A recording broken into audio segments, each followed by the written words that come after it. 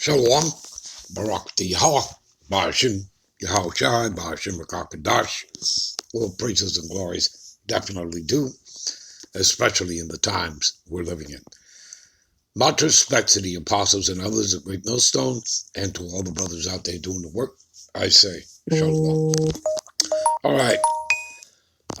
This is a video that came to my attention. This is by Gina Marie Colvin, who's always putting up these videos like every day. Okay. She takes them with her i8 phone. All right. Anyway. And this is the title here is probably the title I'm going to use as well. All right. A disclosure that the whole world will see. And again, this is talking about the chariots. And again, people, there are, aliens in these chariots, in these, what Esau has called them UFOs, and of course they're calling them UPAs. U for unidentifiable, A for aerial, and P for phenomenon. So unidentified aerial phenomenon, which basically is what the British Empire has been calling them, all these years. They're starting to call that now. They're starting to call them UPAs. All right, so I'm going to play a little bit of this video. And, just a little bit. I'll give you some scripture. There are actually over, I believe there's over 103 scriptures over that in the scriptures that mentions the chariots. All right, over 103 scriptures.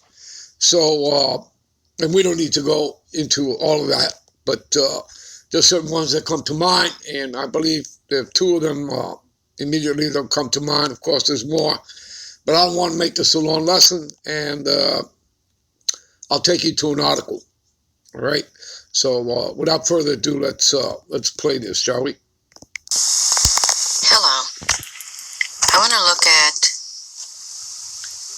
a few ships that I've taken pictures of, and the detail on them are pretty remarkable.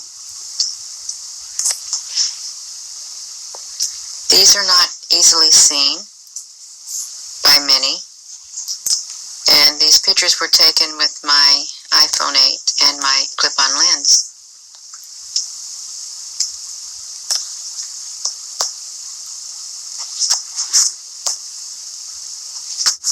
So I'm just going to show a little bit more.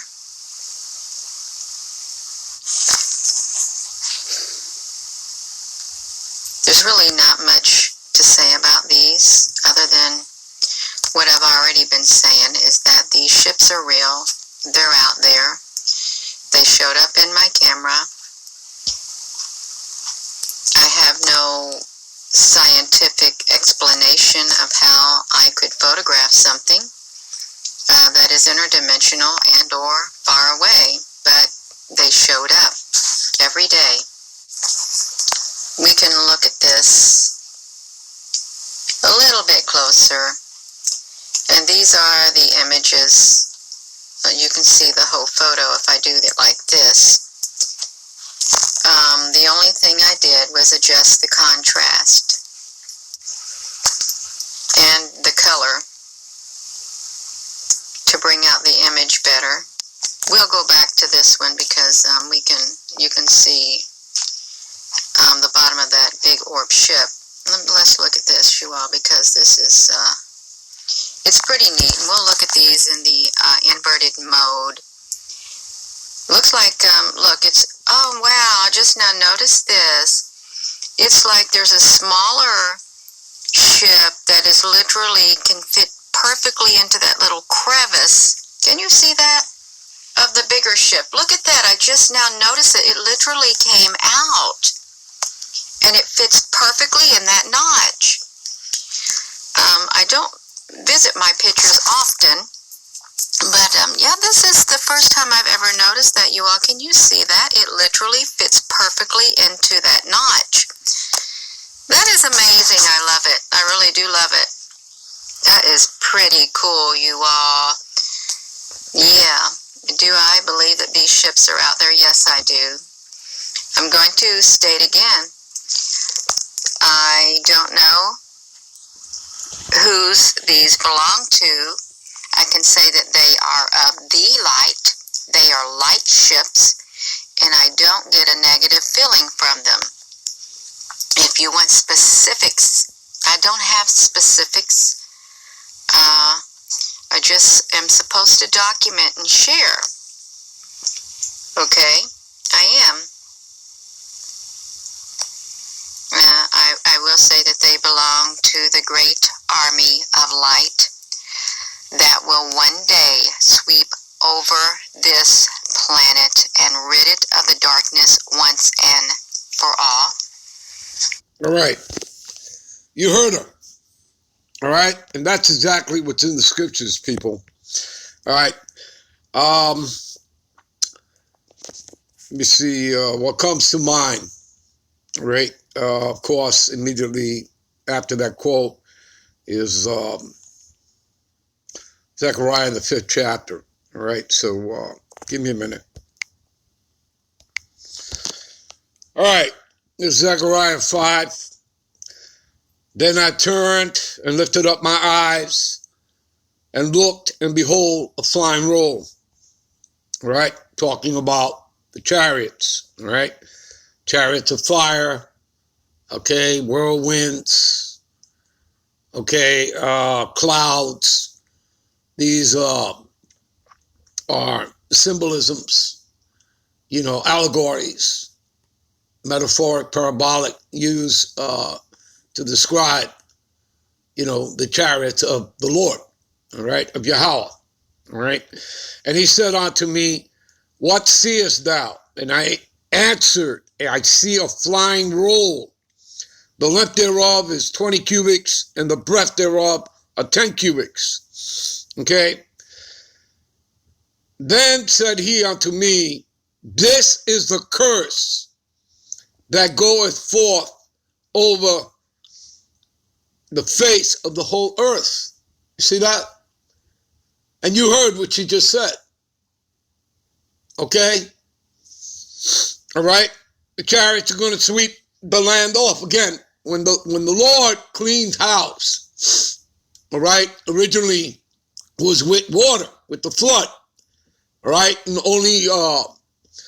only one he found, worthy to be saved was Noah and his family, right? His 3 sons. And again, everybody here on this earth basically comes from Noah or his 3 sons, all right? So he said unto me, this is the curse that goeth forth over the face of the whole earth. For everyone that stealeth, right? Now, when we read that, what comes to mind? Well, how about Exodus 21:16? He that stealeth a man, or selleth him, or if he be found in his hand, as in possession, he shall surely be put to death. How about Revelations 13:10? He who leadeth into captivity shall go into captivity. Who put the Israelites, who are the Negroes, Latinos, and Native Americans, who put them into captivity? Right? That all started when Columbus came here in 1492 to the Americas. Okay? Who did that? Yeah, the Edomites, right? You know them as the white man, all right? All right, so everyone that stealeth shall be cut off, as on this side according to it. And everyone that sweareth, right? And this man makes you swear in his courthouses. And of course, in the scriptures, it tells you, thou shalt not swear. You understand that? All right? So it tells you that everything that this man does, he is opposed to the God power. All right? Regardless that he puts up in his courthouses or wherever, in God we trust. You see, that's just a deception. Do you understand, people? All right? Okay? The earth was given into the hands of the wicked, Job 9:24, right? Malachi 1:4 tells you who it is. Okay? And that's Esau, Edom, whom it also tells you there that the Lord calls them the border of wickedness, because every nation, that's what they bring, wickedness. They're a people, they're a nation, and that he have indignation, which means righteous anger forever with them. Remember, they are the curse to the Lord's judgment. You'll read that in Isaiah 34:5. All right? So you can't get away from this stuff. All right? And everyone that's cursed shall be cut off as on that side according to it. I will bring it forth. Bring what forth? The chariots. Right? Because this is the curse that goeth over the face of the whole earth.